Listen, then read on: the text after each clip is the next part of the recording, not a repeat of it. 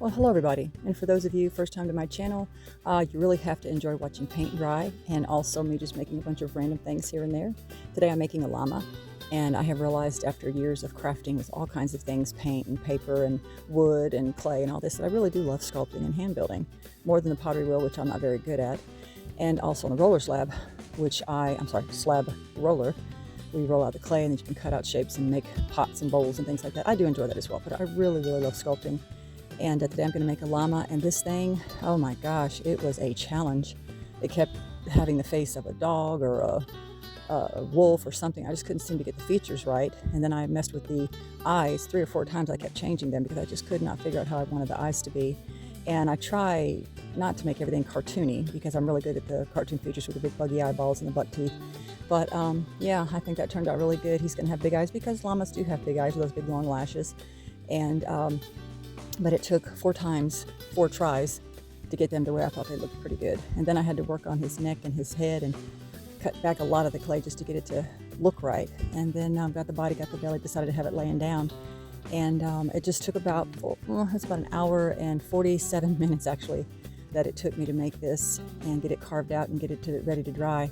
But I'm really pleased with it. I think it turned out really well. And when I was carving it out, it didn't even really warp the shape at all, and especially when I had to get up into the neck area to get out a lot of that clay so it doesn't crack as it's drying or when it fires. And then I made the bottom plate for it to give it a nice flat bottom and also to close that in. I don't like pottery that has big gaping holes at the bottom. I do like them to be closed off where you can put your initial and poke a little hole in there to let the steam out while it's firing. But all in all, this was probably more of a challenge than anything I've done so far. And just because of the dimensions, I obviously don't have the ability for the bone structure of these types of animals. But it came out okay, and I have to say, I'm really pleased with it. But this is not my first attempt. This is actually my 3rd attempt, and I'm really tickled with how it came out.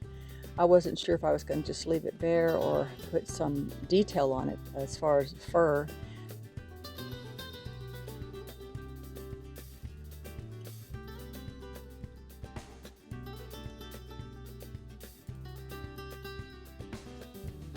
But I decided that having the fur impression would give it a lot more movement in the glaze when I get it done, and I think it really looked cool.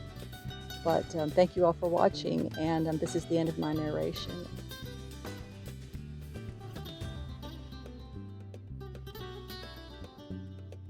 And God bless all of y'all, and have a wonderful day.